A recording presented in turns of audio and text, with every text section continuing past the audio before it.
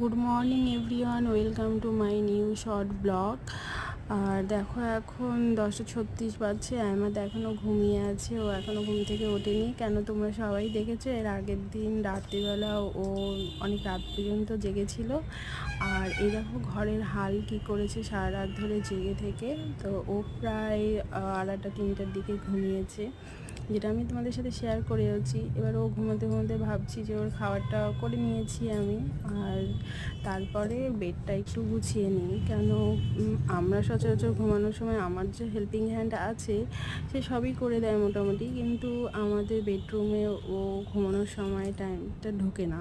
কেন আমার আর বাবুর ঘুম খুব সতর্ক।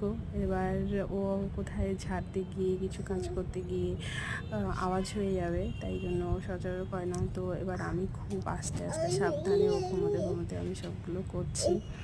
তো ওর ধার দিয়ে ওর সব কাপড়গুলো রাখা থাকে যাতে আমার হাতের কাছে নিতে সহজ হয়। তো এগুলো সব কালকে ও ফেলে দিয়েছিল, সবগুলো এলোমেলো করে দিয়েছে, অগোছালো। আর কি বলো তো, আমি না অগোছালো দেখতে পাই না, তো আমি রোজ দিনই এগুলো গোছাবো আর রোজ দিনই ও সব এলোমেলো করে দিবে। এবার আমি গুছিয়ে নিচ্ছি যতটা পারি আর কি, ও ঘুমোতে ঘুমোতে বেশ। তো আর ও দেখো ওই পাশে ঘুমিয়ে আছে।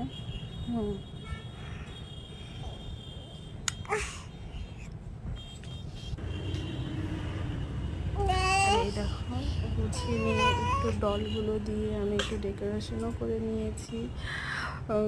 তোমরা সবাই জানো যে আমি ঘর গোছাতে ভালোবাসি, আর মোটামুটি গোছানো হয়ে গেছে দেখে। আর এরই মধ্যে বাবু উঠে গেছে, তো বাবু তরফে তোমাদের সবাইকে গুড মর্নিং।